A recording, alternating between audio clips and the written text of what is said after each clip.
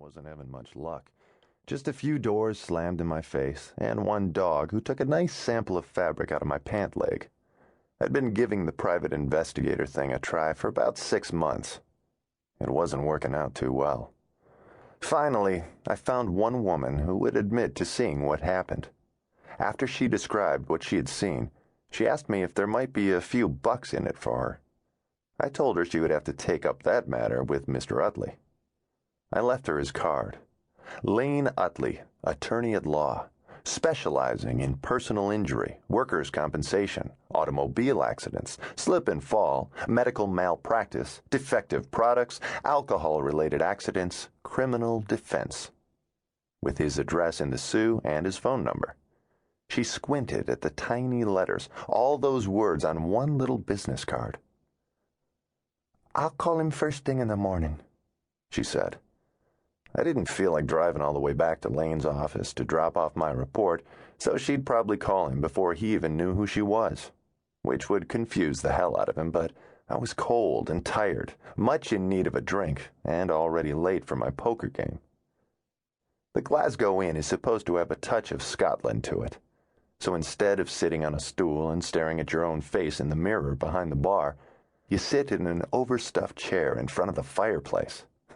If that's the way it works in Scotland, I'd like to move there after I retire. For now, I'll take the Glasgow Inn.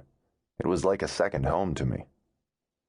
When I walked into the place, the guys were at the table and already into the game, like I figured.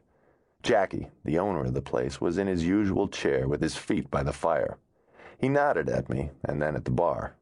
There stood Leon Prudell, one hand on the bar, the other wrapped around a shot glass. From the looks of him, it was not his first. "Well, well," he said, "if it isn't Mr. Alex McKnight." Prudell was a big man, 250 at least, but he carried most of it around his middle.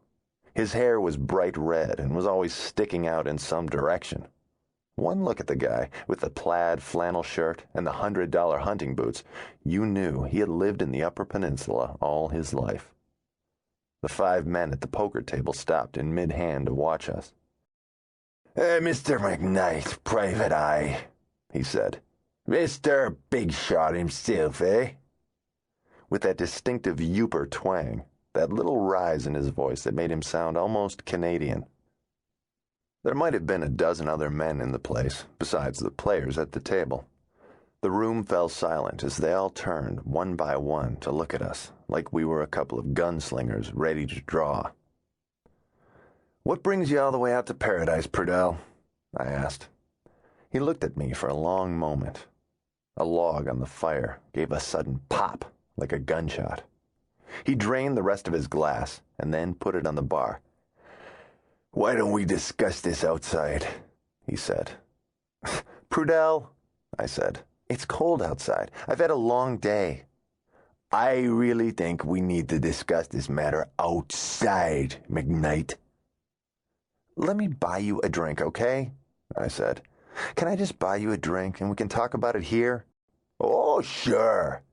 You could buy me a drink. You could buy me 2 drinks. You can get behind the bar and mix them yourself." "For God's sake." This I did not need. Not tonight. "That's the least you could do for a man after you take his job away." "Prudell, come on."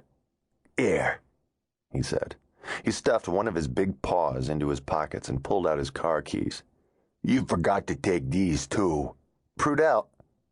I didn't expect the keys to come at me so quickly, and with such deadly aim. They caught me right above the left eye before I could even flinch. All 5 men rose at once from their table. "No need, boys," I said. "Have a seat." I bent over to pick up the keys, feeling a trickle of blood in the corner of my eye.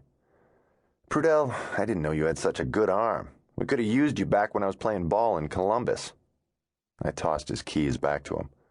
Of course, I got to wear a mask then. I wiped at the blood with the back of my hand. "Outside," he said. "After you," I said.